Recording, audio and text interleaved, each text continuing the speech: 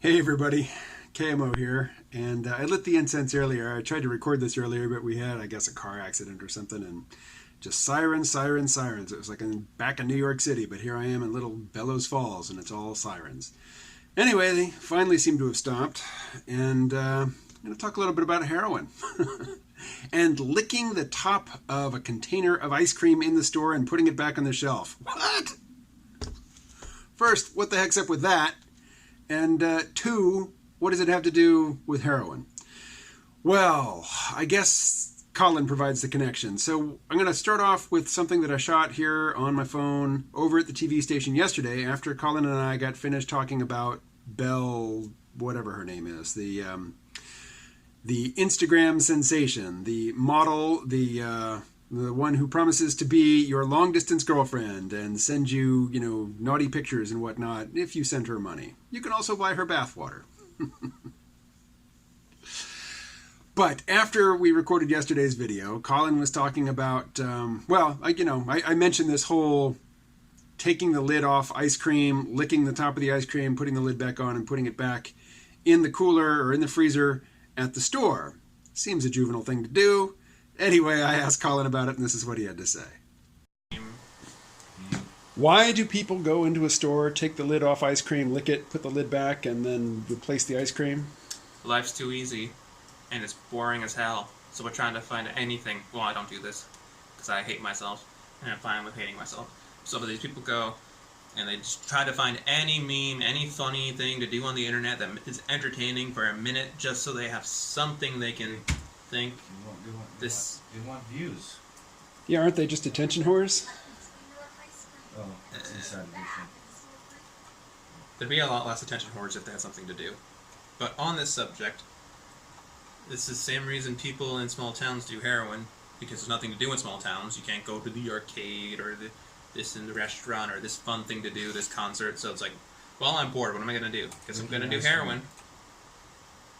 You think people do heroin because they're bored? I think you're a lot less likely to do heroin if you are entertained. Because I know when I get bored, my morals slowly drop. Interesting. It's like, well, might as well do this. Because I'm bored and there's nothing to do. Do you not? I mean, because I don't get bored. they say smaller towns have higher opiate use than. Oh yeah. Why do you think that is? Yeah, because there's nothing going on. Okay, so we're on the same page. Yeah, and not only is there nothing going on, but the people have fewer prospects for, achievement in a small town. See, I don't think achievement has much to do with it. People are like, oh, my life sucks, I'm going to do heroin. No. It's like, I'm bored. Like, me and my friends can't go do anything, so we're just going to do drugs instead. It's like, start off with marijuana, then they get bored with marijuana. They may try some mushrooms, and then one of their buddy was an opiate addict from the... We better stop here. So, we covered a lot of ground in that short video, from licking ice cream to, get attention, taking video of yourself licking ice cream at the store and putting it back, for somebody else to come and buy. And then we get on to heroin. And why do people do heroin? It's because they're bored. To me, that explanation, while I understand it makes sense to Colin, seems inadequate. But why do people get addicted to heroin? I haven't known a lot of people personally that I've talked to at length about it, but back in 1990, I guess this is the beginning of 1999, January of 99, I went to Peru for the first time, went to the Peruvian Amazon to drink ayahuasca. And so I was at this retreat center for about a week with a bunch of other people, one of whom was a guy that I really got along with. I mean, we had some really good conversations, but I think he was Colombian. He was definitely from a South American country, but he lived in the United States for a while. I think he was living in Miami. And while he was in the States, he got into a really bad motorcycle accident. Broke at least one of his legs, maybe more, very badly, like compound fractures. He was bedridden for a very long time, and while he couldn't get out of bed, a friend of his came over and did him the enormous favor of bringing him heroin. And he tried it, because he'd been in bed forever, and, why not? And he kept doing it daily. His friend kept bringing it, and by the time he could get out of bed, he was an addict. So it goes. But, that's not everybody's story. I read this book by Sam, can't bring Sam's last name to mind, starts with an M, but the book is called Dreamland, and it's about two things, really. It is about how, for the longest time, pain was underdiagnosed and undertreated in the United States, largely because doctors were very cautious about prescribing opioid drugs for pain. And, part of that was just sort of a conservatism in the medical industry. And part of that was that the DEA would come down hard on you and either make it impossible for you to practice medicine, or at the least make it impossible for you to write prescriptions. So, doctors didn't want anything to do with that. But there was a very long campaign over decades to change that mentality and get doctors to, do the humane thing and provide opioid drugs to people who are in pain. And that campaign was wildly successful. To the point where lots and lots and lots of people got prescribed high doses of OxyContin and other opioid drugs, for conditions that didn't really warrant it. And they got hooked. And then, well, we'll come to the and then. What I'd like to do right now is read a couple of quotes that I found just looking around online this morning. The first one comes from drugrehab.com. Why people abuse heroin. Like other opioids, heroin can relieve pain, but that's not why most people use it. When it's abused, heroin makes people feel peaceful, relaxed, and drowsy. It can also cause short-term relief from stress, anxiety, and depression. And I'll pause here and say I think that stress, anxiety, and depression are pretty normal and expected outcomes of living in industrial civilization, particularly now that the all-hands-on-deck phase of capitalism is over and we are moving into what David Blacker calls the elimination phase of capitalism, where we have way, way too many workers or potential workers than industry has use for. And as a society, we haven't figured out what people are supposed to do when they're no longer needed, as economic units. What are they supposed to do other than crawl away and die? We haven't answered that question just yet as a society. I mean, a lot of us individually, we have opinions on that topic, but as a society, we haven't even really begun to grapple with it yet, as is evidenced by the fact that turn on a mainstream news program talking about the 2020 election, and you will not hear Andrew Yang's name, at least not in July of 2019, because he is talking about, this drastic, monumental change in the economy, whereby we simply don't need as many workers to produce the same amount of stuff, to provision the entire populace with what they need to live. We don't need everybody's labor to do that anymore. What do we do with the people whose labor is no longer needed?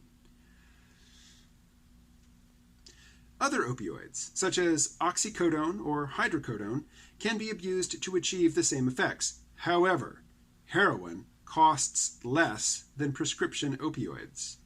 The same dose of a prescription drug may be 3 times as expensive as the cost of heroin on the street. So a lot of people get addicted to properly prescribed pharmaceutical opioids and then discover that heroin's a whole lot cheaper and they switch to heroin. I suspect that explanation is more often the case than, I'm bored, I think I'll become an addict. Of course, I'm being slippery there. Nobody says, I think I'll become an addict, or almost nobody. I think what people think is, I'll just do it once. What's it going to hurt? And you do it once, and it's amazing. And you try to get that feeling back, and you know what? You can't. This leads us to the second quote. This one comes from addiction.com. There's nothing like your first time. There's a lot to like about how heroin makes you feel, but the trouble is, you can't get back that initial high. Many try, though, using more of the drug and more often, chasing that feeling. That's how users become addicted. A key danger, though, says Quillette, is that a person's opioid receptors are located in the brainstem, which also controls the autonomic nervous system, responsible for blood pressure, respiration, and alertness. High doses of heroin depress these systems and can lead to an overdose, which can, of course, kill you. Or leave you with brain damage from a lack of oxygen in the brain if respiration decreases enough. It comes as a surprise to nobody that heroin can kill you. So why would anybody risk it just to alleviate boredom? Well, again, I think there's the whole anxiety, stress, depression angle. People have those, and they also know that opioids are very good for alleviating those conditions, at least temporarily. But I went to this event about a year and a half ago, I think, where there was a father who was describing the conditions under which his daughter met her end. She was out partying with friends. They were using heroin. She OD'd. They didn't want to get busted.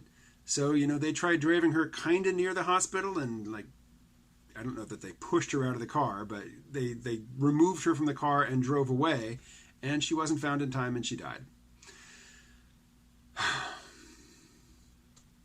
I don't know what her situation was. Of course, this father, and this is really disgusting because police around here will take a parent who has lost a child to addiction. I've seen this done repeatedly.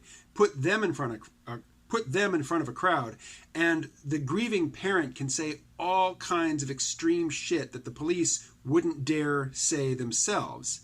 But they're really just abusing the grief of this parent to use them as a mouthpiece to say things which are completely unsupportable by the evidence. Like, heroin is addictive. Anybody who does it even once will become an addict. I mean, I've heard grieving parents say that. And what am I going to say to them? They've lost a child. I'm not going to get into an argument with them about that. I just look across the room at the police officers who have organized the event, who put that grieving parent in front of a crowd of people to say things that the police know they themselves don't have the evidence, don't have the scientific or medical authority to state and be taken seriously. But who's going to argue with the grieving parent who's lost a beloved son or daughter?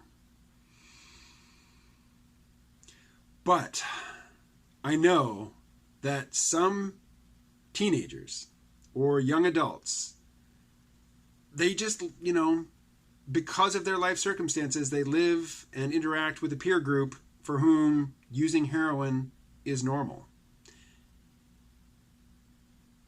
And it could be that just, it's available. They're not doing anything else. They try it. It feels amazing. They try to get back that amazing feeling. It doesn't happen. It doesn't work the second, third, fourth time the way that it did the first time, so they take more. They take it more often. They mix it with other drugs. They do all kinds of crazy stuff until, they either end up in rehab or the hospital or the morgue.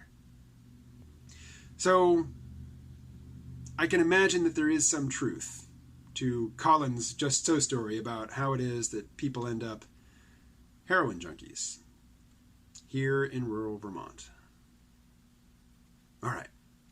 I will talk to you again tomorrow. Stay well.